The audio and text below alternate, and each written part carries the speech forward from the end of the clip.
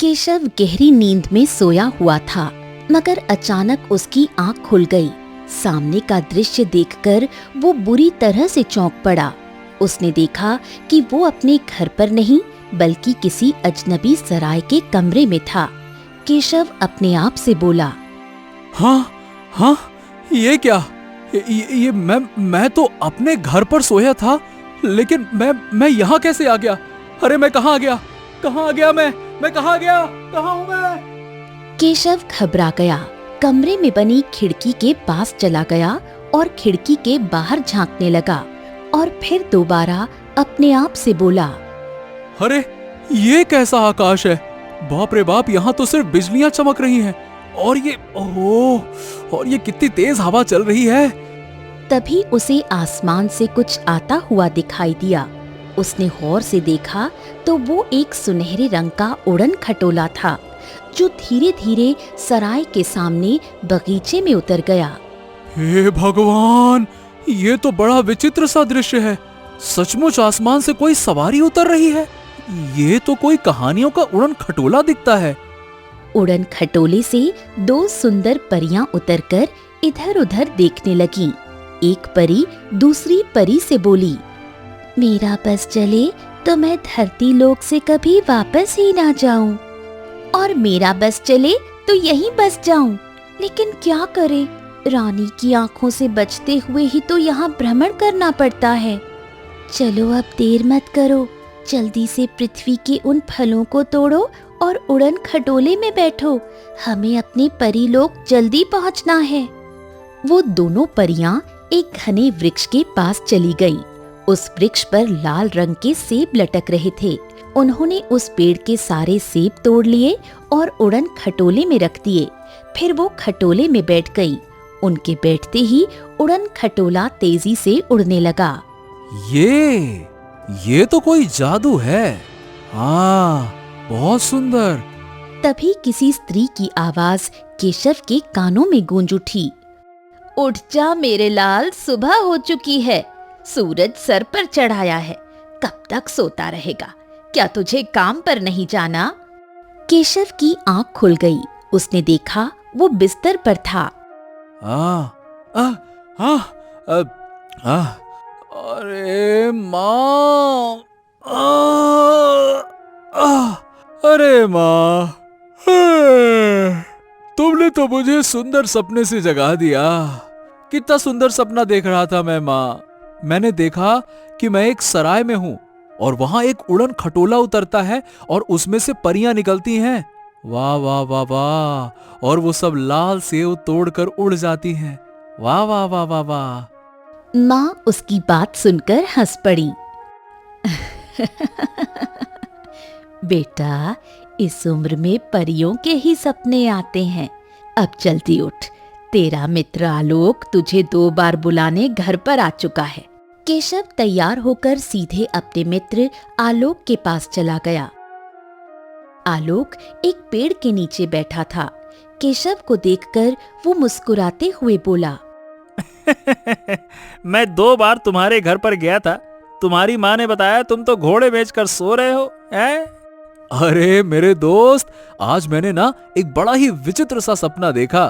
अच्छा, कैसा सपना? केशव आलोक को अपने सपने के बारे में विस्तार से बताने लगा। सपना सुनकर आलोक कुछ देर गंभीर सोच में डूबते हुए बोला, बाप रे, तुम्हारा सपना तो वाकई में बड़ा ही विचित्र है यार। लेकिन परियां केवल सपनों में ही होती है, वास्तविकता में इनका कोई वजूद नहीं होता है भाई। दरअसल केशव और आलोक बहुत ही गहरे मित्र थे। उनकी मित्रता पूरे गांव में प्रसिद्ध थी। कुछ देर बाद केशव आलोक के पास बैठकर फिर अपने घर चला गया। घर पहुंचते ही केशव के पिता उसे देखकर मुस्कुराते हुए अपनी पत्नी से बोले, देखो भाग्यवान, हमारा केशव अब जवान हो गया है और अच्छा कमाने भी लगा है। मैं तो कहता हूँ कि अब इसका विवाह कर देना चाहिए। क्यों? आपने तो मेरे मन की बात छीन ली। पिताजी, आप अच्छी तरह से जानते हैं ना कि मेरी आलोक के साथ कितनी घनिष्ठ मित्रता है। मैं और आलोक साथ साथ विवाह करेंगे। हाँ। अरे लेकिन बेटा, तुम्हारा मित्र आलोक तो अनाथ है। अगर आप मेरे लिए कोई अच्छी लड़की तलाशेंगे तो साथ ही साथ मेरे मित्र आलोक के लिए भी तलाशना होगा आपको, तभी मैं शादी करूंगा, नहीं तो नहीं करूंगा। ये सुनकर केशव के पिता और माँ दोनों हंसने लगे। अगले दिन केशव अपने दोस्त आलोक से बोला, ए आलोक, पता है, अरे कल मेरे पापा मेरे शादी की बात कर रहे थे। मैंने भी साफ साफ कह दिया, मेरा और तुम्हारा विवाह साथ साथ ही होगा। और अगर वो कोई मेरे लिए लड़की तलाश रहे हैं तो उन्हें तुम्हारे लिए भी कोई सुंदर सुशील कन्या देखनी होगी। हाँ। मेरे दोस्त, तुम्हारे परिवार ने मुझे वैसे भी बहुत सहारा दिया है। मैं तो एक अनाथ था, लेकिन तुम्हारे माता पिता ने मुझे कभी महसूस नहीं होने दिया कि मैं अनाथ हूँ, और तुमने कभी मुझे भाई से कम महसूस नहीं होने दिया। तुम मेरे भाई और मित्र दोनों बन गए हो मेरे भाई। इतना बोलकर आलोक भावुक हो गया। केशव आलोक के साथ ढेर सारी बातें करके कुछ देर बाद अपने घर चला गया। अगले दिन जब केशव की नींद खुली तो उसने देखा कि उसके माता पिता घबराए हुए थे। पिताजी, आप और माँ की आंखों में इतनी घबराहट क्यों है? क्या हो गया? केशव, बेटा हमें लगता है कि ये गांव छोड़कर हमें जाना पड़ेगा। गांव में एक महामारी फैल चुकी है। अब तक न जाने कितने लोग अकाल मृत्यु को प्राप्त कर चुके हैं। ये सुनकर केशव चिंतित हो गया। पिताजी, मैं अभी आता हूँ। इतना कहकर केशव दरवाजे से बाहर निकलकर सीधा आलोक के घर जा पहुंचा। आलोक भी चिंता में डूबा बैठा था। अरे केशव, हमारे गांव में भयंकर महामारी फैल गई है। कल रात ही मेरे पड़ोस के 2 लोग उसकी भेंट चढ़ गए। अरे पता नहीं हमारे खुशहाल गांव को ये किसकी नजर लग गई। समय ऐसे ही बीतने लगा। महामारी की चपेट में केशव के माता पिता भी समा गए। कुछ समय बाद केशव के गांव में सन्नाटा पसर गया। कुछ समय बाद केशव अपने मित्र आलोक के साथ एक पेड़ के नीचे बैठा हुआ था। वो उदास होकर आलोक से बोला, हाँ, कभी कभी सोचो तो विश्वास ही नहीं होता। मेरे माता पिता और गांव के न जाने कितने लोग अब हमारे बीच नहीं रहे। हाँ, तुम सही कहते हो भाई। इस महामारी ने हमारे आधे गांव को समाप्त कर दिया, और जो बचे हैं वो गांव छोड़कर दूसरे स्थान पर जा रहे हैं, क्योंकि अब इस गांव में किसी का मन नहीं लगता, और अब यहाँ कोई काम धंधा भी तो नहीं बचा। हाँ, तुम सही कहते हो। मेरा भी अब इस गांव में बिल्कुल मन नहीं लगता। आलोक, क्यों ना हम दोनों किसी दूसरे राज्य में जाकर अपना बसेरा बनाएं। भाई, अब माता पिता तो संसार में है नहीं। अब तुम भी अकेले, मैं भी अकेला। दूसरे राज्य में जाकर कोई काम धंधा ढूंढेंगे या कोई व्यापार करेंगे, क्योंकि गांव में तो अब कुछ भी बचा नहीं। क्या कहते हो? आलोक गहरी सोच में डूब गया। कुछ देर बाद उसने केशव की ओर देखते हुए बोला, हाँ, मैं भी काफी दिनों से तुमसे यही कहने की सोच रहा था भाई। चलो ठीक है, चलो हम दोनों इस गांव को छोड़कर किसी दूसरे राज्य की ओर रवाना हो जाएंगे और इस गांव को हमेशा हमेशा के लिए अलविदा कह देंगे। अगले दिन केशव और आलोक ने अपने अपने सामान बांधे और अपने गांव से बाहर की ओर निकल पड़े। बहुत दूर चलने के बाद उन्हें 2 अलग अलग दिशाओं में जाने वाले रास्ते दिखाई दिए। अरे भाई, ये तो बहुत ही बड़ी दुविधा हो गई। अब हमें किस रास्ते की ओर जाना चाहिए? मेरे भाई, मुझे लगता है कि हम दोनों को अलग अलग रास्ते से जाना चाहिए। क्या कहते हो? क्या तुम मुझसे अलग होना चाहते हो? अरे नहीं मित्र, अलग तो मैं भी नहीं होना चाहता, लेकिन देखो, मेरा ख्याल है कि हम दोनों को 2 अलग अलग रास्ते पकड़ने चाहिए, ताकि अगर किसी एक रास्ते पर किसी भी मित्र को कोई मुसीबत आए तो दूसरा मित्र महफूज रहे और उसकी मदद कर सके। इसलिए ये सुनकर केशव गहरी सोच में डूब गया। अच्छा, लेकिन पता कैसे चलेगा कि हम दोनों में से कौन मुसीबत में है? आलोक सोच में डूब गया। फिर उसने एक वृक्ष के ऊपर एक निशान बना दिया। हाँ, सुनो, 1 वर्ष के बाद हम दोनों यहीं पर आकर मिलेंगे। अगर हम दोनों यहाँ पर आते हैं तो इसका मतलब होगा कि हम दोनों सुरक्षित हैं, और अगर तुम यहाँ पे नहीं आते तो मैं तुम्हारा पता लगाने का प्रयास करूंगा और जानने का प्रयास करूंगा कि तुम पर क्या मुसीबत आई है, और अगर मैं नहीं आता हूं तो तुम समझ जाना कि मैं किसी मुसीबत में हूं। बस। केशव को अपने मित्र आलोक का विचार पसंद आया और फिर दोनों दोस्त अलग अलग दिशाओं में अपनी मंजिल की ओर चल पड़े। आलोक जिस दिशा में गया वहां काफी दूर चलने के बाद एक घना जंगल पड़ा। आलोक को बहुत तेजी से भूख लग रही थी। हाँ, क्यों ना यहाँ बैठकर थोड़ा सा खाना खा लिया जाए, क्योंकि पेट में चूहे दौड़ रहे हैं और अब भूख बर्दाश्त से बाहर हो रही है। आलोक ने रोटी निकाल ली। तभी एक साधु वहां पर आ पहुंचा। बेटा, मैं 3 दिन से भूखा हूँ। हाँ, मुझे कुछ खाने को दे दो बेटा। आलोक को साधु को देखकर तरस आ गया। लो साधु महाराज, 1 रोटी तुम खा लो, 1 मैं खा लूंगा। नहीं नहीं नहीं नहीं, मुझे बहुत सारी भूख लगी है। मुझे तुम्हारा पूरा भोजन चाहिए। अगर तुम्हें देना हो तो दो, नहीं तो मैं नहीं खाऊंगा। आलोक गहरी सोच में पड़ गया। वो सोचने लगा कि अगर उसने सारा भोजन दे दिया तो आगे पता नहीं कितना लंबा सफर करना पड़ेगा। और हाँ, भोजन देने से पहले सोच लेना, जिस रास्ते पर तुम जा रहे हो वो रास्ता काफी लंबा है। तुम्हें 3 दिन तक लगातार जंगलों में चलकर रास्ता मिलेगा। अब तुम सोच लो, क्या तुम मुझे भूखा मरने दोगे या फिर स्वयं मुश्किल उठाओगे? बताओ। आलोक कुछ देर सोचकर और फिर सारा भोजन साधु को देते हुए बोला। साधु महाराज, एक काम करिए, ये भोजन आप ही खा लीजिए।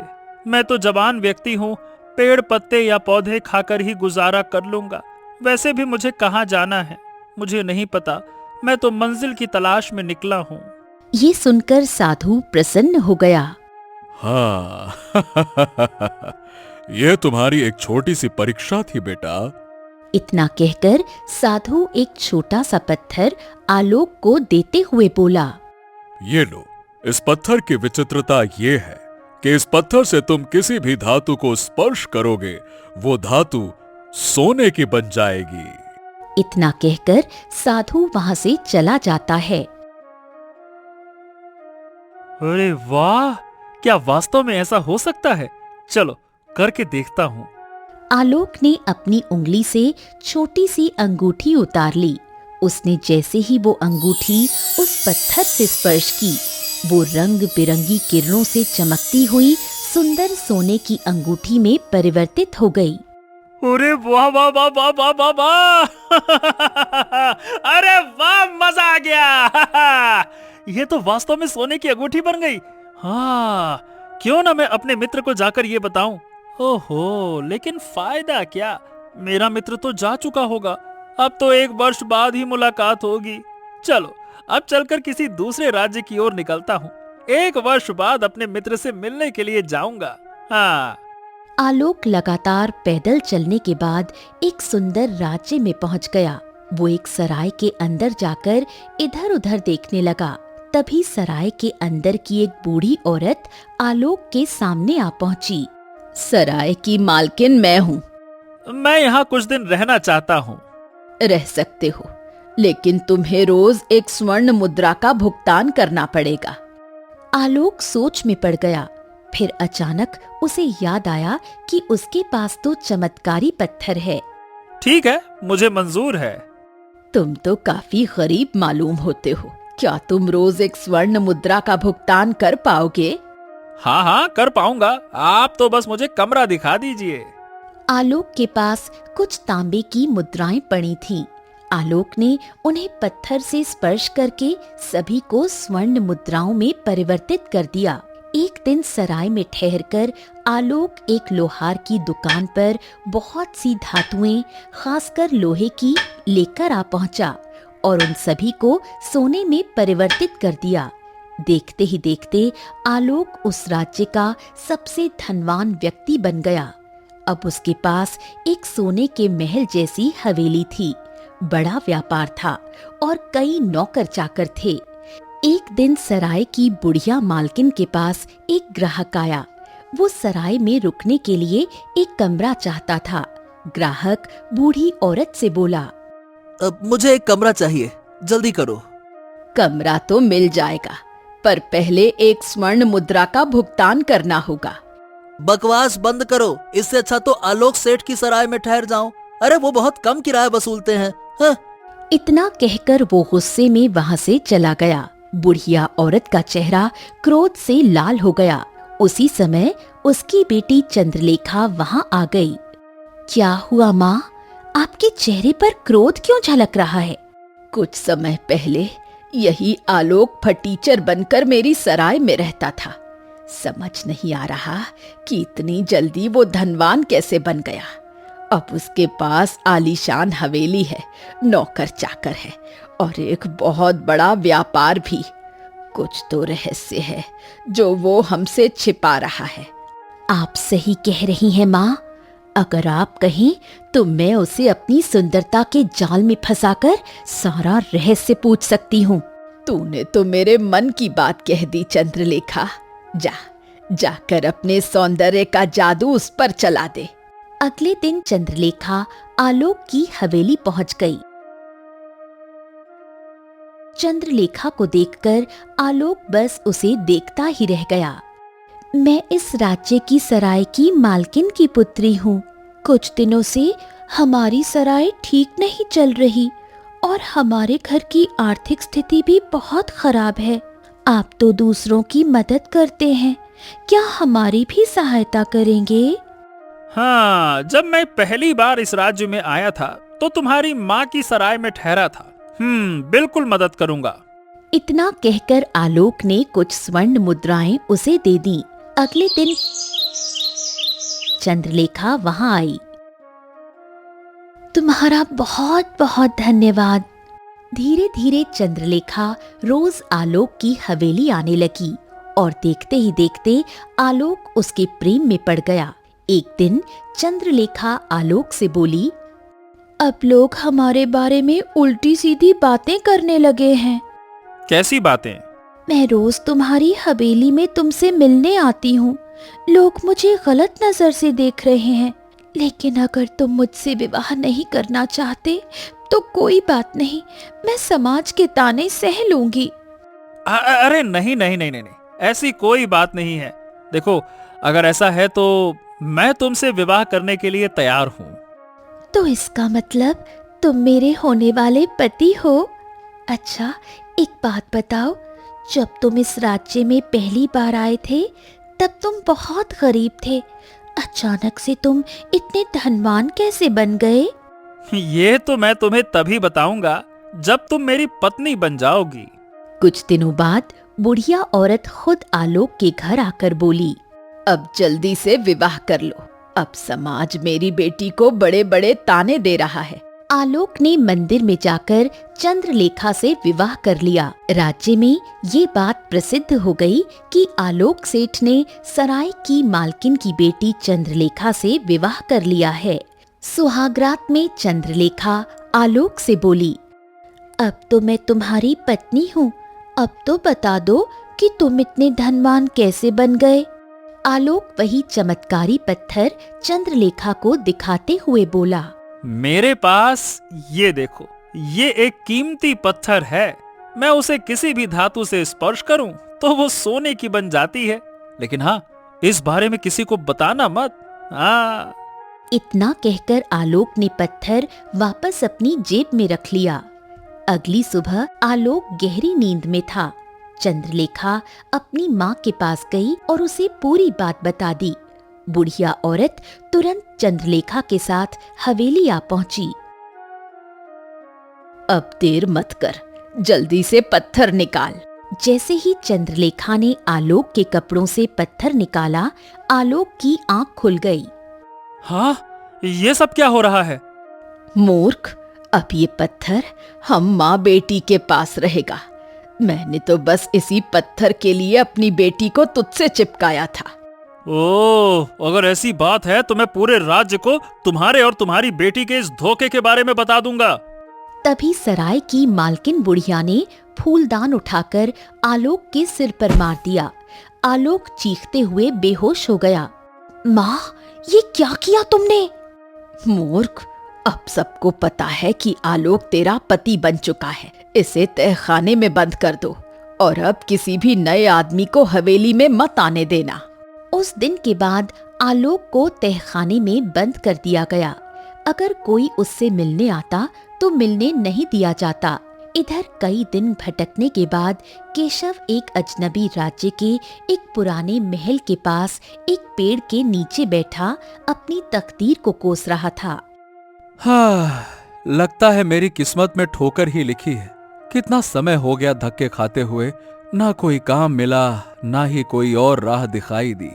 उसी पल उसकी नजर एक पेड़ पर बैठी एक बंदरिया पर पड़ी, जो उसके नजदीक बैठे हुए उसकी बातें बड़े गौर से सुन रही थी। अरे ये क्या, तू तो ऐसे बैठी हुई है जैसे मेरी बातों को समझ रही हो, हैं? अचानक एक भेड़िया तेजी से दौड़ता हुआ आया और बंदरिया पर झपट पड़ा। बंदरिया डर के मारे कांपने लगी। तभी केशव ने झट से एक जोरदार मुक्का भेड़िए के मुंह पर जड़ दिया। भेड़िया चीखते हुए पीछे गिरा और भाग खड़ा हुआ। उसी क्षण वहां एक तेज कदमों की आहट आई। एक भव्य वेशभूषा वाला पुरुष वहां आ पहुंचा। वो था राजा विक्रम। हो, तुमने मेरी पुत्री की जान बचा ली। अगर तुम समय पर नहीं आते तब तो वो भेड़िया उसे मार ही डालता। ये आप क्या कह रहे हैं? मैंने तो बंदरिया की जान बचाई है। मैं इस राज्य का राजा हूं और ये बंदरिया मेरी पुत्री रूप सुंदरी है। जानता हूं वो अब एक बंदरिया है, पर इसके पीछे एक कहानी है जो मैं तुम्हें बाद में बताऊंगा। अच्छा, पहले ये बताओ तुम कौन हो? केशव अपनी पूरी कहानी सुनाने लगा कि कैसे वो दर-दर भटक रहा है, कैसे उसे कोई स्थान नहीं मिला। तुमने हमारी पुत्री की सहायता की है। चलो हमारे साथ तुम महल चलो। कुछ दिन बीत गए। केशव अब महल में विश्राम कर रहा था। एक दिन राजा विक्रम और राजगुरु उसके कक्ष में आ पहुंचे। मेरी पुत्री रूप सुंदरी बहुत चंचल थी। एक दिन उसने एक साधु से मजाक कर दिया और बस क्रोधित साधु ने उसे बंदरिया बना दिया और फिर चला गया। हैं? तो क्या रूप सुंदरी अब सारा जीवन यूं ही रहेगी बंदरिया बनके? नहीं नहीं नहीं नहीं नहीं, एक उपाय है। मैंने अपनी दिव्य दृष्टि से जाना है कि निकटवर्ती बल्लभगढ़ राज्य की एक सराय के सामने हर रात 2 परियां आती हैं एक उड़न खटोले पर। उनके पास एक ऐसी औषधि है जो यदि रूप सुंदरी को सुंघाई जाए तो वो अपने असली रूप में लौट सकती है। हाँ, पर हमारी समस्या ये है कि उन्हें कोई भी मनुष्य, मतलब सामान्य मनुष्य देख नहीं सकता। केवल वही देख सकता है जिसने उन्हें कभी स्वप्न में देखा हो। इतना सुनते ही केशव चौंक पड़ा। हाँ मुझे कुछ समय पहले एक सपना आया था। मतलब मैं एक सराय में था और 2 परियां उड़न खटोले से उतरकर पेड़ से फल तोड़ रही थी। मैंने ये बात अपने दोस्त और माँ को बताई थी, पर सबने तो मेरी बात को हंसी में उड़ा दिया था। क्या बात कर रहे हो? ये तो चमत्कार हो गया। भगवान ने तुम्हें हमारी सहायता के लिए चुना है, क्यों महाराज? हाँ, बात तो सही है। और अगर ऐसा है तो तुम तुरंत प्रस्थान करो, उस औषधि को लेकर आओ। यदि रूप सुंदरी अपने रूप में लौट आई तो निश्चित तौर पर हम तुम्हारा विवाह रूप सुंदरी के साथ कर देंगे और ये राज्य भी तुम्हें सौंप देंगे। केशव बल्लभगढ़ राज्य की ओर रवाना हो गया। वो सराय को पहचान गया, वही जो उसने स्वप्न में देखी थी। उसे संजोग से वही कमरा मिला जो उसने सपने में देखा था। वो रात की प्रतीक्षा करने लगा। रात के अंधेरे में बिजली चमकी और आकाश से एक उड़न खटोला नीचे उतरा। 2 सुंदर परियां उतरकर पेड़ से फल तोड़ने लगीं। केशव तेजी से दौड़कर उड़न खटोले पर जा बैठा। अरे, ये कोई साधारण मनुष्य नहीं हो सकता। साधारण मनुष्य उड़न खटोले पर बैठता तो भस्म हो जाता। इसका अर्थ है इसने कभी स्वप्न में हमें देखा है। इसका मन सच्चा है। कहो मनुष्य, क्या चाहते हो? राजा विक्रम की पुत्री रूप सुंदरी पर एक श्राप है। मैं चाहता हूँ वो औषधि जिससे वो फिर से मनुष्य बन सके।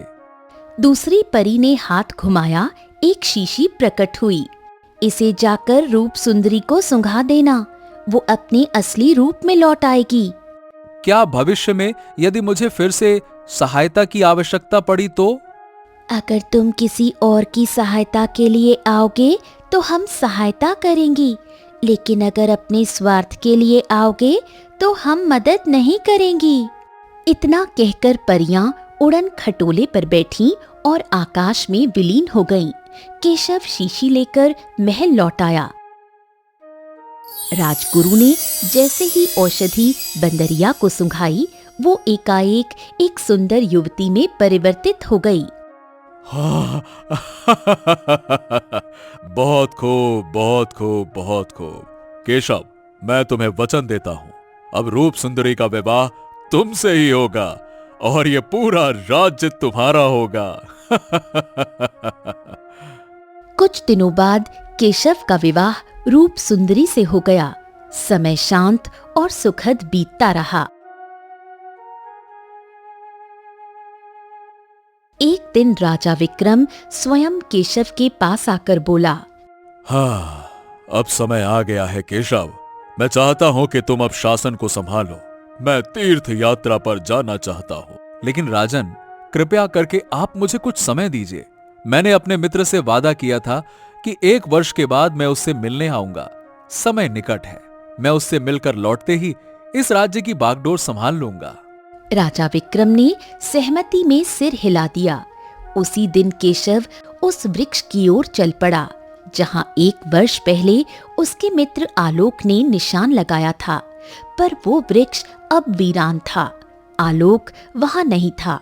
केशव ने सुबह से शाम तक प्रतीक्षा की, पर मित्र नहीं आया। हाँ, अगर वो आया नहीं तो जरूर वो किसी मुसीबत में है। मैं उस रास्ते पर जाऊंगा जो उसने चुना था। कई दिनों की यात्रा के बाद केशव उसी राज्य में जा पहुंचा जहां आलोक गया था। उसने एक वृद्ध व्यक्ति से पूछा, देखिए, क्या आप किसी आलोक नाम के व्यक्ति को जानते हैं जो कुछ समय पहले यहाँ आया हो? वो मेरा बचपन का मित्र है। ओहो, कहीं तुम आलोक सेठ की बात तो नहीं कर रहे हो? आलोक सेठ? अरे हाँ भाई, जब वो आया था तब तो वो बहुत गरीब था। फिर किस्मत ने पलटा खाया और वो इस राज्य का सबसे अमीर व्यक्ति बन गया। लेकिन मूर्खता देखो, उसने यहाँ की सराय की मालकिन की चालाक बेटी चंद्रलेखा से विवाह कर लिया और फिर उसे कोई देख ही नहीं पाया। इतना बोलकर उस व्यक्ति ने एक भव्य हवेली की ओर इशारा करते हुए बोला, यही है आलोक सेठ की हवेली, लेकिन अब कोई उससे नहीं मिल सकता। केशव सीधे हवेली की ओर चला गया और वहां खड़े द्वारपाल से बोला, मुझे आलोक से मिलना है। कह दो कि उसका मित्र केशव आया है। नौकर अंदर गया। कुछ क्षण बाद बाहर आकर बोला, सेठ आलोक दास ने कहलवाया है कि उनका कोई मित्र नहीं है। दफा हो जाओ यहाँ से, निकलो। इतने में एक सुंदर स्त्री बाहर आ पहुंची। कौन हो तुम? मैं आलोक का मित्र हूँ। मैं चंद्रलेखा हूँ, आलोक की पत्नी। अब जाओ यहाँ से, वो किसी से नहीं मिलना चाहते। तभी उसकी माँ सराय की मालकिन गुस्से से बाहर आकर बोली, इतनी देर से बात कर रहा है इससे, धक्के देकर बाहर निकाल इसे। केशव दांत पीसता हुआ लौट आया। उसे यकीन हो गया था कि उसके मित्र के साथ कुछ अनहोनी हुई है। अब तो बस वो 2 परियां ही मदद कर सकती हैं। केशव बल्लभगढ़ राज्य की ओर रवाना हो गया। रात को वो उसी सराय में ठहरा जहां पहले परियों से मिला था। रात के समय उड़न खटोला उतरा। परियां फलों को तोड़ रही थीं। तभी केशव उन दोनों के पास आकर बोला, मैं फिर आ गया हूँ, इस बार अपने मित्र के लिए। केशव ने परियों को पूरी बात बताई। तुम्हारा मित्र एक तहखाने में बंद है, कई दिनों से भूखा प्यासा है। उसे उसकी पत्नी और सास ने कैद किया है। मेरी मदद करो। ये 2 शीशियां लो, पहली को सूंघोगे तो बंदर बन जाओगे और दोबारा सूंघोगे तो वापस इंसान बन जाओगे। दूसरी शीशी किसी पर फेंकोगे तो वो बंदर बन जाएगा। मैं इसका क्या करूंगा?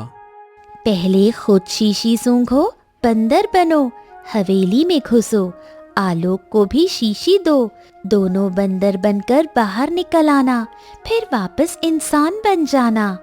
और दूसरी शीशी से मैं उन दोनों को हाँ। केशव परियों का आभार मानते हुए लौटा और सुबह तक हवेली जा पहुंचा। एक शीशी सूंघकर बंदर बनकर हवेली की दीवारों को फांदता हुआ तहखाने में जा पहुंचा। आलोक बुरी हालत में था। चलो, कोई तो आया। तभी केशव ने शीशी फिर सूंघी, इंसान बन गया। हाँ, मित्र मैं आ गया हूँ। हाँ, तू बंदर से आदमी बन गया? अरे वो सब मैं बाद में बताऊंगा, पहले ये बताओ ये सब कैसे हुआ? आलोक ने बताया कि शादी के बाद उसकी पत्नी और सास ने उससे चमत्कारी पत्थर छीन लिया और उसे कैद कर लिया। अब और नहीं, चलो यहाँ से निकलते हैं। अरे, तहखाने के बाहर बड़ा कड़ा पहरा है। तभी तो परियों ने मुझे ये दिया है। दोनों ने शीशी सूंघी, बंदर बने और हवेली से बाहर निकल आए। फिर शीशी सूंघकर वापस इंसान बन गए। बहुत दिन बाद खुली हवा महसूस कर रहा हूँ।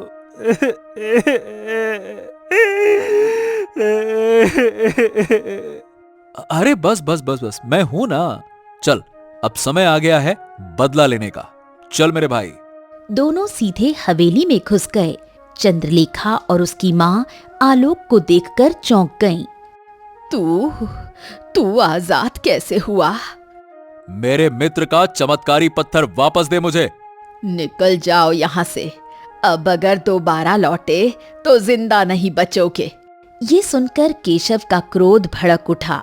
उसने अपनी दूसरी शीशी से थोड़े से जादुई पानी की बूंदें चंद्रलेखा पर छिड़क दी। अरे, ये क्या हो रहा है? पल भर में चंद्रलेखा एक बंदरिया में बदल गई। अरे नहीं, मेरी बेटी, तूने मेरी बेटी को बंदरिया बना दिया। अब चमत्कारी पत्थर हमारे हवाले कर दे, ला दे। पहले मेरी बेटी को सही कर, मैं तेरे हाथ जोड़ती हूँ। पहले पत्थर दे दो। मजबूर होकर बूढ़ी औरत ने वो चमत्कारी पत्थर आलोक को सौंप दिया। लो पत्थर, मेरी बेटी को फिर से इंसान बना दो। हम दोनों यहाँ से हमेशा के लिए चले जाएंगे। ये दोनों माँ बेटी फिर किसी और को ठगेंगी। इनका इस समाज में रहना ही घातक है। तो फिर चिंता किस बात की है? इसे भी बंदरिया बना देते हैं। केशव ने वही जादुई जल बूढ़ी औरत पर भी छिड़क दिया और अब वो भी बंदरिया बन गई। केशव ने दोनों माँ बेटी को एक पिंजरे में बंद कर दिया। मेरे मित्र, अगर तू नहीं आता तो पता नहीं मेरा क्या होता। मेरे मित्र, अगर हम दोनों एक ही रास्ते पर निकलते तो शायद दोनों ही फंस जाते। तूने बिल्कुल सही निर्णय लिया था। दोनों मित्र हंसने लगे। और हाँ मित्र, अब मैं एक राजा बन गया हूँ और मैंने विवाह भी कर लिया है। विवाह? अरे वाह! विवाह तो मैंने भी किया था मित्र, लेकिन मेरी पत्नी धोखेबाज निकली। पर मैं एक पति होने का धर्म निभाऊंगा। अब वो बंदरिया है तो भी उसकी देखभाल तो करूंगा। ये सुनकर केशव जोर से हंस पड़ा और आलोक से विदा लेकर राजा विक्रम के पास चला गया। राजा विक्रम ने अपना राज्य त्याग कर तीर्थ की ओर प्रस्थान कर लिया और दोनों मित्रों ने अपना जीवन सुखपूर्वक बिताना शुरू किया। कुछ वर्ष बाद आलोक ने एक सुंदर स्त्री चंद्रिका से विवाह कर लिया। चंद्रिका ने जैसे ही हवेली में प्रवेश किया तो वो बंदरियों को पिंजरे में देखकर चौंकते हुए बोली, ये दोनों बंदरियां कौन हैं?